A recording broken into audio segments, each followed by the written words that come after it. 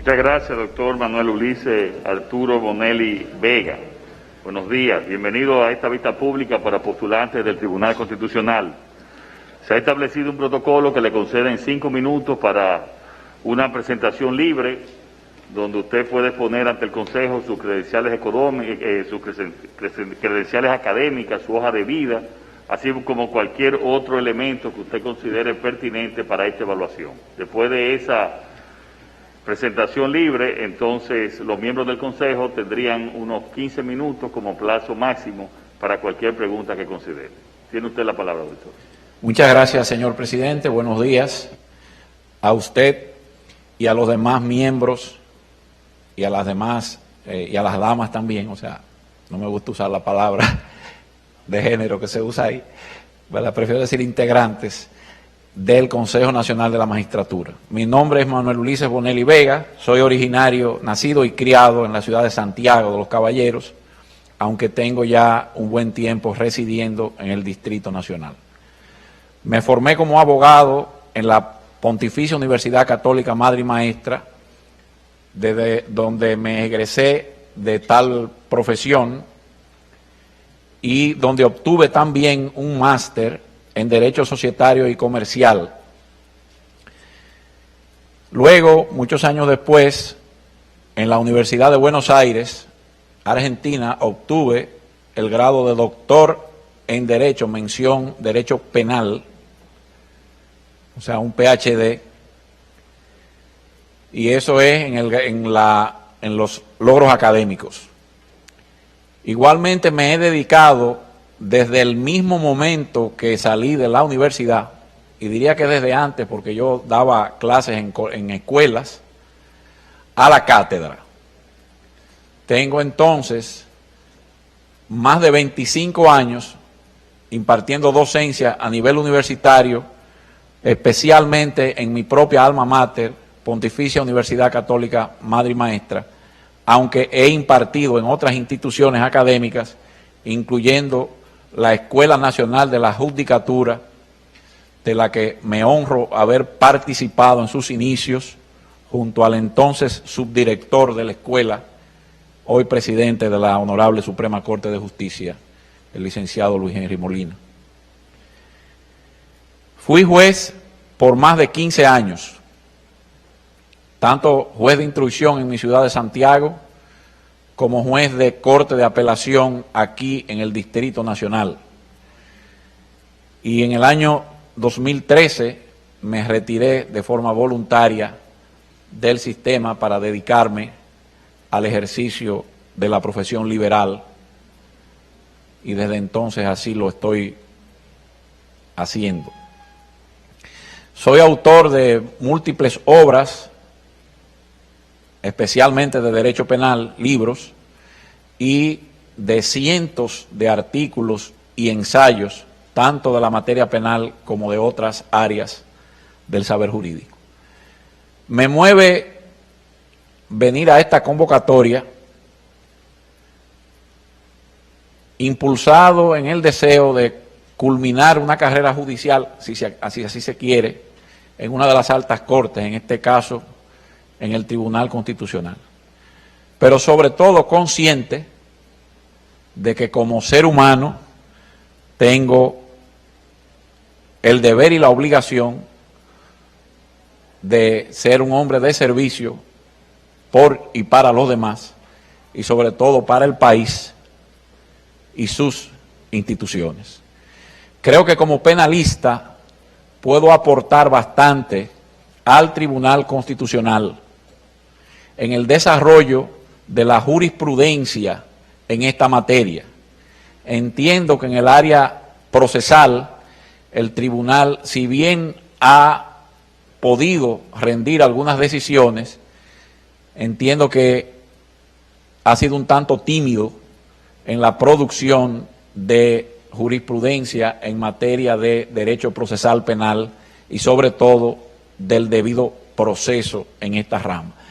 Y muy especialmente porque estamos a las puertas de la aprobación de un nuevo Código Penal, por fin, así esperamos que suceda, y eventualmente el Tribunal Constitucional, frente a esa realidad, tendrá que trabajar mucho con el examen de la constitucionalidad de esta norma y toda la norma penal especial, que también tendrá que ser ajustada a la realidad del nuevo Código Penal. Creo que con eso he agotado mi presentación de manera sucinta. Ustedes tienen mi hoja de vida y no tengo que entrar más en detalle, y entonces estaría a su plena disposición para cualquier pregunta que tenga a bien realizar cualquiera de los honorables miembros del Consejo. Muchísimas gracias, doctor Bonelli Vega. ¿Alguna pregunta? Le damos la palabra al consejero senador Bautista. Buenos días, el doctor Bonelli Vega. Buenos días. Dentro de las atribuciones del Tribunal Constitucional está la de intervenir entre competencias de poderes a solicitud de uno de los titulares de esos poderes. Yo le pregunto, a propósito del Congreso Nacional, ¿tiene el Tribunal Constitucional capacidad de ordenar al Congreso que se reúna y que legisle como tal? Bueno, usted ha empezado hablando de la capacidad del Tribunal Constitucional o de la competencia del Tribunal Constitucional de dirimir conflictos entre poderes del Estado. En el ejemplo propuesto de ordenarle al Congreso que legisle, pues no vislumbro yo ningún conflicto, como sí habría, por ejemplo, en el caso donde el Poder Ejecutivo dicta un decreto y el Poder Legislativo entienda que el Poder Ejecutivo ha excedido su competencia, porque es un tema que debe ser por ley, y entonces ahí pudiera haber el conflicto y el Tribunal Constitucional interpretar en su justa dimensión. Pero no creo que el tribunal tenga la capacidad tampoco de ordenarle al Congreso que dicte una ley en tal o cual sentido. Lo que sí puede hacer el Tribunal Constitucional en ocasión de un recurso, por ejemplo, de control concentrado de inconstitucionalidad de una norma, es rendir un fallo, como lo ha hecho en ocasiones, sugiriéndole al Congreso que dicte una nueva ley, como hizo, por ejemplo, con la ley del Colegio de Abogados, que la declaró inconstitucional y le dio un plazo al Tribunal Constitucional, al Congreso, para que dictara una nueva ley, o una ley cualquiera donde haya un par de textos inconstitucionales. El Constitucional puede dar una sentencia exhortativa en el sentido de invitar al Congreso a que ajuste la norma a la realidad constitucional. Damos la palabra ahora al diputado Alfredo Pacheco. Buenos días, doctor. Buenos días. Aquí en su hoja de vida nosotros vemos que usted escribió un libro sobre la extinción de dominio. Así también tenemos entendido, porque este es un proyecto que, aunque el Congreso no lo ha aprobado, pero hemos estado en debates sobre la pertinencia o no del mismo. Y vemos que usted también ha participado en la redacción de ese importante proyecto de ley. ¿Qué opina usted sobre los límites constitucionales de esa figura de la extinción de dominio y cuáles controversias podría generar esta ley en relación a su constitucionalidad o no y sus alcances? Muchas gracias, honorable presidente de la Cámara de Diputados.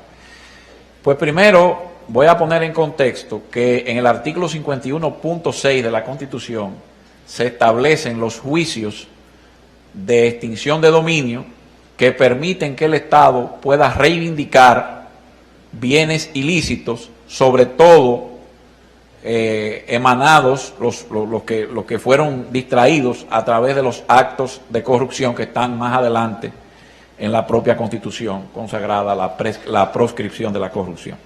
¿Qué es el juicio de extinción de dominio? Un modelo que nosotros seguimos de Colombia, y Colombia a su vez lo había seguido bebiendo la experiencia de los Estados Unidos de la famosa ley RICO.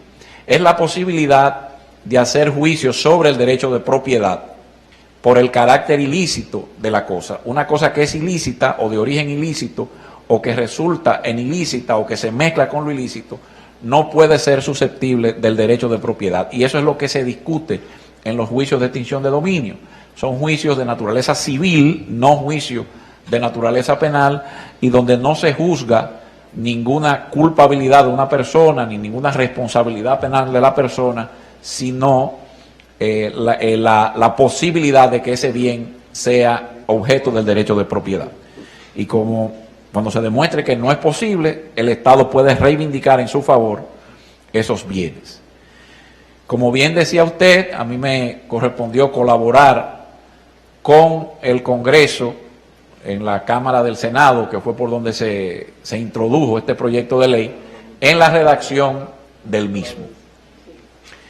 Previo a eso, yo había trabajado mi tesis doctoral en la Universidad de Buenos Aires, donde mi propuesta fue establecer la extinción de dominio como mecanismo para combatir la criminalidad económica, entre los cuales están los casos de corrupción. Y me correspondió estudiar todas las normativas parecidas en los diferentes países donde este modelo de juicio existen. Obviamente que en esos países, ya con muchos años de experiencia en eso, se había, al momento de que nosotros colaboráramos con la redacción de la norma, se había pues discutido bastante los aspectos constitucionales de esta figura. Y así, por ejemplo, se discutía que en los juicios de este género no se le daba derecho, o sea, no estaba muy bien regulado el tema de la citación de las personas afectadas, y que muchas personas afectadas podían resultar, valga la redundancia, afectadas sin siquiera enterarse de lo que estaba aconteciendo. El proyecto de ley dominicano, tomando en cuenta esa experiencia, pues regula de manera eficiente el sistema de convocatoria, de manera que cualquier eventual afectado pues resulte enterado y pueda defender en el juicio. Así, por ejemplo, también el derecho al recurso. En muchos países estos son decisiones que se dan en única instancia. En República Dominicana, siguiendo el mandato de la Constitución del derecho al recurso para todas las materias, también se ajustó a este principio. En fin, que se trató en el trabajo de redacción del proyecto de ley de evitar o salvar cualquier conflicto constitucional que ya se nos había adelantado por la experiencia extranjera. Entiendo que es un proyecto de ley, primero es un mandato que la Constitución le da al legislador de que haga el proyecto de ley porque crea los juicios de extinción de dominio, y segundo, que sería algo muy importante porque permite la recuperación fácil y efectiva de los bienes sin los avatares propios del proceso penal y sus características. Muchas gracias. Gracias a usted. Muchas gracias, doctor. Otra pregunta de los consejeros. Presidente del Senado, don Eduardo. Doctor Bonelli, usted como penalista, desde su punto de vista, ¿el derecho a la intimidad tiene límites? Bueno, claro, el derecho a la intimidad tiene sus límites, porque, por ejemplo, el orden público, usted no puede, en honor a la intimidad, hacer actos ilícitos, violar la ley. Y ahí entonces entra un límite al derecho a la intimidad. Lo otro, y por eso es que bajo orden judicial, un juez puede ordenar que se haga, por ejemplo, un allanamiento en la morada donde está la intimidad, y el juez controla esto y ordena un allanamiento cuando así procede. De manera que sí, no es absoluto el derecho a la intimidad, sino que tiene sus límites. Muchas gracias. El consejero diputado Víctor Fadul. Gracias, señor presidente. Buenos días. Buenos días, diputado. ¿Hasta qué punto las sentencias interpretativas del Tribunal Constitucional reflejan un activismo judicial que afecta la separación de poderes y el papel del Congreso Nacional en el sistema democrático? Bueno, yo entiendo que real y efectivamente no hay una injerencia, porque es facultad dada por la propia Constitución al Tribunal Constitucional de dar sentencias donde controle el carácter constitucional de los actos emanados de todos los poderes del Estado, incluyendo del Congreso Nacional. De manera que, cuando en una sentencia el Tribunal Constitucional dice que para que una norma dictada por el Congreso se entienda constitucional, hay que interpretarla de tal o cual modo, lo que está es cumpliendo con el mandato de la Constitución, y por tanto no se podría hablar de una invasión o de una intervención en poderes ajenos. Don Manuel, sí. Y en vista de su labor como socio del bufete jurídico Fernández y Fernández y sus vínculos personales con esa familia, ¿su posible elección no afectaría la independencia política que se pretende tengan las altas cortes? Mire, diputado, en primer lugar debo hacerle una corrección, porque usted ha empleado el término socio. Y el término socio en nuestro país tiene una acepción legal que no se caracteriza en este caso. En el caso de mi alumno, Omar Fernández, fue mi alumno en 5 asignaturas en la Universidad Católica Madre Maestra, y en esa razón, o por esa razón, le he dado asesorías a él y a su oficina, como se la he dado a muchas otras también. Le puedo citar, por ejemplo, que he sido asesor y soy asesor de la oficina del senador Pedro Catrén, que tiene su oficina de abogados. Soy asesor de esa oficina. Soy asesor de la oficina del doctor Tony Delgado. Soy asesor de la oficina Guzmán Ariza, soy asesor y he sido asesor de la oficina de Eric Raful, ¿verdad? Y he sido abogado, por ejemplo, en mi ejercicio profesional, del ingeniero Radamés Segura, que es miembro del comité político del PLD, y también soy amigo personal del licenciado José Ramón Fadul Monchi, de Santiago, una amplia vinculación de mi familia con la familia Fadul de amistad. Ninguna de esas condiciones me hacen a mí, me afectan en mi condición de juez. Ahí estuve yo 15 años de ejercicio judicial que lo revelan. Lo conoce todo el mundo, a mí me conoce aquí todo el mundo en el país, y sabe que eso nunca torció mi condición de juez, la calidad de amigo. Que le agradezco a los amigos que nunca fueron a pedirme que lo torciera. Me refiero a eso, y vuelvo a poner como ejemplo la figura del licenciado Fadul, que fue gobernador en Santiago, siendo yo, que fue alto funcionario, siendo yo juez en Santiago. Incluso una vez, diputado, por su juventud se lo digo, estuvo en mi juzgado de instrucción un asistente del licenciado Fadul, y el licenciado Fadul respetó esa amistad, nunca fue a hablarme, ni en uno u otro sentido, como le agradezco a todos los amigos que así lo hicieron. Muchas gracias, don Manuel. Le hice la pregunta es por que en su ponencia usted dijo que de llegar que usted quiere culminar su carrera judicial en una alta corte para servirle al país.